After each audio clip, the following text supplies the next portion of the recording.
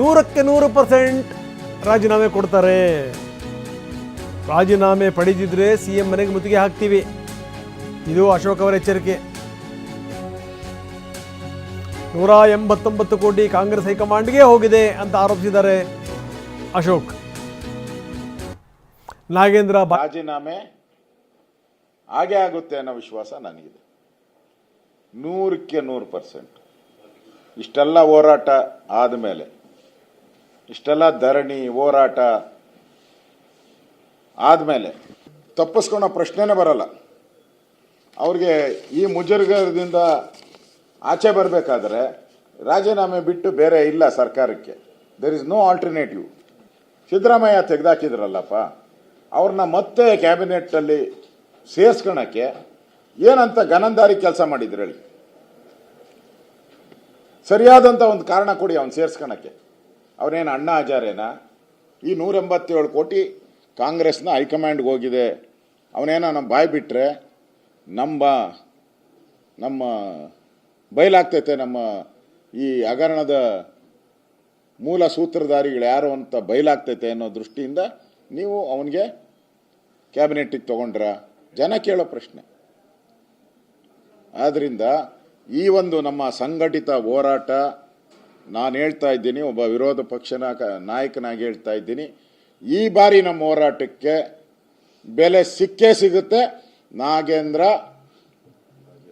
ರಾಜೀನಾಮೆ ಕೊಟ್ಟೇ ಕೊಡ್ತಾರೆ, ಪ್ರಶ್ನೆನೇ ಇಲ್ಲ. No question at all, no alternative. ಮಾಡಿಲ್ಲ ಅಂದರೆ ಮುಂದಿನ ಅಧಿವೇಶನಲ್ಲೂ ಬಿಡಲ್ಲ ನಾವು. ಇದು ತಾರ್ಕಿಕ ಹಂತಕ್ಕೆ ಬಿಜೆಪಿ ಡಿಸೈಡ್ ಮಾಡಿಬಿಟ್ಟಿದ್ದೀರಿ ನಾವು. 100% ರಾಜೀನಾಮೆ ಖಚಿತ. ಬನ್ನಿ, ಪ್ರಸನ್ನ ನಮ್ಮೊಂದಿಗೆ ಈಗ ನೇರ ಸಂಪರ್ಕದಲ್ಲಿದ್ದಾರೆ. ಪ್ರಸನ್ನ, ನೋಡ್ತೀವಿ ಮುಖ್ಯಮಂತ್ರಿಗಳು ಇದೀಗ ತಾನೇ ಮಾತಾಡಿದ್ದು, ಸುದೀರ್ಘವಾಗಿ ಮಾತಾಡಿದ್ದನ್ನು ನೋಡಿದ್ವಿ. ಜೊತೆಗೆ ನೋಡಿದ್ರೆ ಅವರು ಯಾವ ತ್ಯಾಗಕ್ಕೂ ಕೂಡ ಸಿದ್ಧರಿದ್ದಾರೆ ಅನ್ನೋದ್ರ ಮುಖಾಂತರ ಹೌದು ಇವರು ರಾಜೀನಾಮೆ ಕೊಡುವಂಥದ್ದು ನಿಶ್ಚಿತ ಅನ್ನುವಂಥ ಸೂಚನೆಯನ್ನು ಕೊಟ್ಟರು. ಆದರೆ ತಕ್ಷಣಕ್ಕೆ ಸರಿ ಮಾಡ್ಕೊಂಡು ಅವ್ರು ಹೇಳಿದ್ದೇನು ಅಂತಂದರೆ ಯಾವ ಕೇಸುಗಳು ಇಲ್ಲ, ಯಾವುದೂ ಇಲ್ಲ ರೀ, ಇದೆಲ್ಲವೂ ಕೂಡ BJPಯ ಸೃಷ್ಟಿ, ಅವನ ಮೇಲೆ ಯಾವುದೇ ಕೇಸ್ ಇಲ್ಲವೇ ಇಲ್ಲ ಅನ್ನುವಂಥ ಮಾತನ್ನು ಕೂಡ ಮುಖ್ಯಮಂತ್ರಿಗಳು ಹೇಳಿದರು. ಅದು ಒಂದು ಕಡೆಗೆ.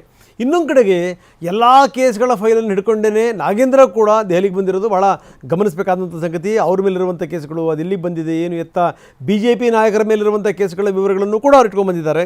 ಇದೆಲ್ಲದರ ಜೊತೆಗೆ ಇದೀಗ ತಾನೇ ಅಶೋಕ್ ಮಾತಾಡಿದ್ದನ್ನು ಕೂಡ ನಾವು ನೋಡಿದ್ವಿ. 100% ರಾಜೀನಾಮೆ ಕೊಡ್ತಾರೆ ಅಂತ ಹೇಳ್ತಾರೆ ಅಶೋಕ್. ಏನು ನಡೀತಾ ಇದೆ?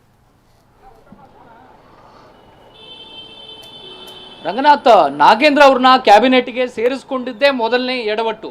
ಅದಾದ ಬಳಿಕ ಈಗ ಅವ್ರನ್ನ ಕೈ ಬಿಡೋದಕ್ಕೆ ಬಿಜೆಪಿಯ ಕಾರಣವನ್ನ ಕೊಡ್ತಾ ಇರುವಂಥದ್ದು ಎರಡನೆಯ ಎಡವಟ್ಟು. ಹಾಗಿದ್ರೆ ನಾಗೇಂದ್ರ ಅವರ ಮೇಲೆ ಪ್ರಕರಣ ಇದೆ ಅನ್ನುವಂಥದ್ದು ಕಾಂಗ್ರೆಸ್ನ ಹೈಕಮಾಂಡ್ಗೆ ಕ್ಯಾಬಿನೆಟ್ ರಚನೆ ಆಗುವಂಥ ಸಂದರ್ಭದಲ್ಲಿ ಗೊತ್ತಿರಲಿಲ್ವಾ? ಖಂಡಿತವಾಗಿಯೂ ಕೂಡ ಗೊತ್ತಿತ್ತು.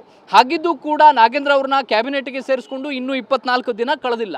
ಇಷ್ಟರ ವೇಳೆಗೆ ಅವ್ರನ್ನ ತ್ಯಾಗಕ್ಕೆ ಸಿದ್ಧ ಅನ್ನುವಂಥ ಮಾತನ್ನ ಮುಖ್ಯಮಂತ್ರಿಗಳು ಹೇಳಿ ಅವ್ರನ್ನ ಮಾನಸಿಕವಾಗಿ ನಾಗೇಂದ್ರ ಅವ್ರನ್ನ ರಾಜೀನಾಮೆಗೆ ಸಿದ್ಧಪಡಿಸ್ತಾ ಇರುವಂಥದ್ದನ್ನು ಗಮನಿಸಿದ್ರೆ ಪಕ್ಷದ ಒಳಗೆ ಇರುವಂಥ ಆಂತರಿಕ ಕಿತ್ತಾಟಗಳು, ಆಂತರಿಕ ಅಸಮಾಧಾನಗಳು, ಹಿರಿಯ ಶಾಸಕರ ಬೇಗುದಿ, ಹಿರಿಯ ಶಾಸಕರ ಅಸಮಾಧಾನ, ಅದೆಲ್ಲವನ್ನೂ ಕೂಡ ತಣಿಸೋದಕ್ಕೆ ನಾಗೇಂದ್ರ ಅವ್ರನ್ನ ಬಲಿ ಪಡೆಯೋದಕ್ಕೆ ಇದೀಗ ಕಾಂಗ್ರೆಸ್ ಹೈಕಮಾಂಡ್ ಮುಂದಾಯ್ತಾ ಅನ್ನುವಂಥದ್ದು ಕಾಡ್ತಾ ಇರುವಂಥ ಅನುಮಾನ.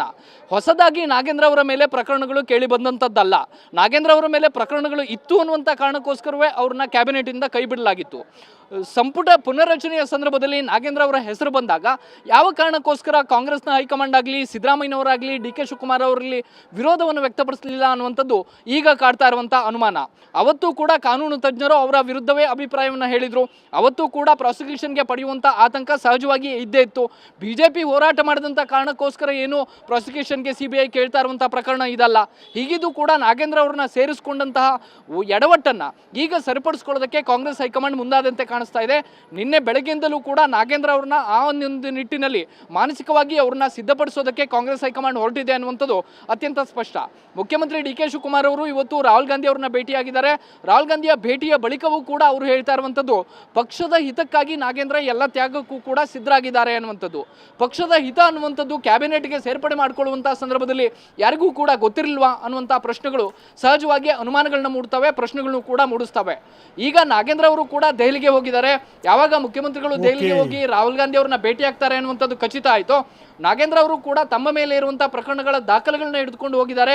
ಕೆ ಸಿ ವೇಣುಗೋಪಾಲ್ ಅವರನ್ನ ಭೇಟಿಯಾಗೋದಕ್ಕೆ, ಸುರ್ಜೇವಾಲಾ ಅವರನ್ನ ಭೇಟಿಯಾಗೋದಕ್ಕೆ ಪ್ರಯತ್ನವನ್ನು ಮುಂದುವರಿಸಿದ್ದಾರೆ. ತಮ್ಮ ಮೇಲೆ ಇರುವಂತಹ ಪ್ರಕರಣಗಳು ಹೇಗೆ ಪ್ರಾಸಿಕ್ಯೂಷನ್ಗೆ ಕಾನೂನು ವಿರುದ್ಧವಾಗಿ ಕೊಡೋದಕ್ಕೆ ಏನು ಅವಕಾಶಗಳಾಗ್ತಿದೆ ಅನ್ನುವಂಥದ್ದನ್ನು ಕೂಡ ಹೈಕಮಾಂಡ್ಗೆ ಮನವರಿಕೆ ಮಾಡಿಕೊಡುವಂತಹ ಪ್ರಯತ್ನವನ್ನ ನಾಗೇಂದ್ರ ಅವರು ಮಾಡ್ತಿದ್ದಾರೆ. ಅಂದ್ರೆ ನಾಗೇಂದ್ರ ಅವರು ಕ್ಯಾಬಿನೆಟ್ನಲ್ಲಿ ಹಾಗೆ ಉಳ್ಕೊಳ್ಳೋದಕ್ಕೆ ಏನು ಪ್ರಯತ್ನಗಳನ್ನ ಬೇಕೋ ಅದನ್ನ ಅವರು ಅವರ ಲೆಕ್ಕದಲ್ಲಿ ಮಾಡ್ತಿದ್ದಾರೆ ಅನ್ನುವಂಥದ್ದು ಅತ್ಯಂತ ಸ್ಪಷ್ಟ. ಈಗ ಕಾಂಗ್ರೆಸ್ನಲ್ಲಿ ಆಂತರಿಕ ಬೇಗುದಿ ಎಷ್ಟರ ಮಟ್ಟಿಗೆ ಇದೆ ಅಂತಂದ್ರೆ ಹಿರಿಯರನ್ನ ಕೈಬಿಟ್ಟು ಕೆಲವೊಂದಿಷ್ಟು ಮಂದಿಯನ್ನ ಸೇರಿಸಿಕೊಳ್ಳಲೇಬೇಕಾಗಿದೆ. ಇದೆಲ್ಲದಕ್ಕೂ ಕೂಡ ಇವತ್ತು ದೆಹಲಿಯಲ್ಲಿ ಒಂದು ಪರಿಹಾರವನ್ನ ಮುಖ್ಯಮಂತ್ರಿಗಳು ಹುಡುಕದಂತೆ ಕಾಣಿಸ್ತಾ ಇದೆ ರಂಗನಾಥ್. ಓಕೆ, ಧನ್ಯವಾದ ತಮ್ಮೆಲ್ಲ ಮಾಹಿತಿಗೆ.